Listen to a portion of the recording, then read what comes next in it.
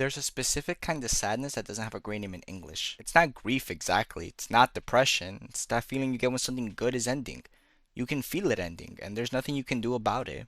Maybe it's the last night of a holiday, the final weeks of a chapter of your life you weren't ready to close, a version of yourself you can feel slipping away, relationship that was beautiful once and is now becoming a memory.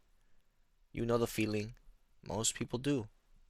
And the instinct, almost universally, is to hold on, to slow it down, to take more photos, stay a little longer, say one more thing, as if somehow you can pause the clock just by wanting to badly enough. But what if that instinct, that desperate, very human urge to hold on, is actually the thing that makes it hurt more? What if impermanence isn't the enemy of beautiful things? What if it's the reason they're beautiful at all? Let's start with why this is so hard. Humans are by nature pattern seeking creatures. We find something good, a place, a feeling, a person, a season of life, and our brain immediately starts building around it. It becomes part of our identity, part of how we understand ourselves and our place in this world. And then it changes, or ends, and suddenly the map we've been using doesn't match the territory anymore. Psychologists call this part of it loss aversion. The well documented finding that losing something hurts roughly twice as much as gaining the same thing feels good. We are actually wired to feel loss more acutely than gain. So when something ends, it doesn't just feel sad, it feels wrong. Like something has been taken from us that we deserve to keep. But here's the thing that nobody really says out loud. Nothing was ever ours to keep. Not the good years, not the version of someone you loved at a specific point in time, not even the version of yourself you're most comfortable being. The philosopher Alan Watts put it simply: the only way to make sense out of change is to plunge into it, move with it, and join the dance. Not fight it, not mourn it from the sidelines, join it. That's easy to say, it's much harder to actually do, and I don't think the answer is just let go, because that's not really the advice, is it? That's just an instruction with no method attached. So let's go a little deeper than that. Here's where it gets a little uncomfortable.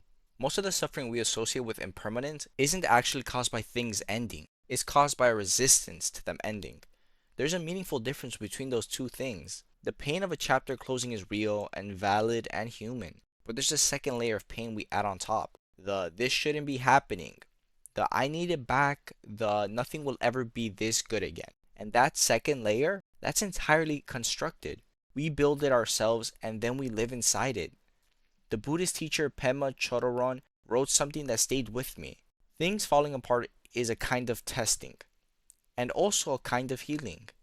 We think that the point is to pass the test or to overcome the problem, but the truth is the things don't really get solved. They come together and they fall apart. Come together, fall apart, come together again. Not as a tragedy, but as a rhythm. The problem isn't the falling apart. The problem is believing the falling apart is the end of the story, when really it's just a part of the cycle. Think about every good thing in your life right now. Every single one of them came from something else ending. A relationship that didn't work out led you to come to that one that did.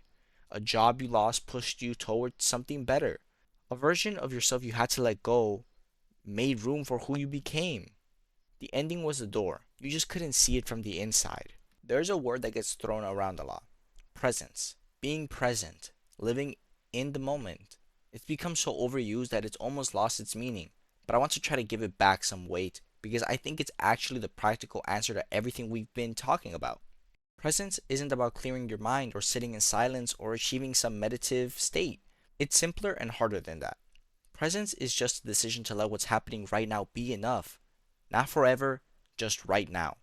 The meal you're eating, the conversation you're in, the version of your life that exists today, messy and unfinished and impermanent as it is. Marcus Aurelius, who dealt with loss on a scale most of us will never know, ruling an empire while it crumbled around him, wrote in a private journal: confine yourself to the present. 3 words: not ignorant the future, not forget the past, just confine yourself to the present. Because the present is the only place where your life is actually happening. The past is a memory, the future is a projection. Right now is real, and right now, whatever it looks like, is enough to work with. So let's bring this back to where we started. That feeling of something good ending, of trying to hold on, of time moving faster than you want it to. What if instead of bracing against it, you let it tell you something? Because that feeling, that bitter sweetness, is actually information. It's your own mind telling you, This mattered. This was real. You were alive for this. You don't feel that way about things that didn't mean anything. You only feel it about the things that did. The sadness of impermanence is, in a strange way, a receipt. Proof that you live something worth grieving. And that's not a small thing. That's actually everything. The cherry blossoms fall, the chapter closes, the people you love change, and so do you. And none of it lasts forever. But here's what I keep coming back to. Here's the thought that actually brings me peace when I sit with it long enough. It happened. Whatever it was, that summer, that friendship, that feeling, that version of your life, it happened. It was real. And nothing that comes after can reach back and unmake it. The present moment once lived always will have been. That's not nothing. That's everything. Nothing is permanent. Not the hard seasons, which is the part we usually find comforting, but also not the good ones, which is the part we tend to forget.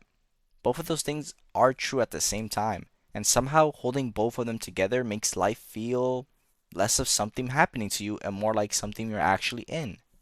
There's a line from the poet Rainer Maria Rilke that I'll leave you with.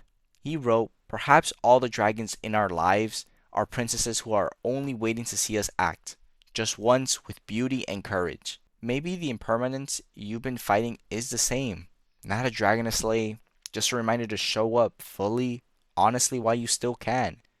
I guess in the end, beauty exists in the fact that it happened. Nothing will ever change that. The experience, joy, sadness, all that got the chance to occur, and the memory and the moment in life. And it's yours to have. And again, no one can change that. I hope that brought you some peace. Till I see you again.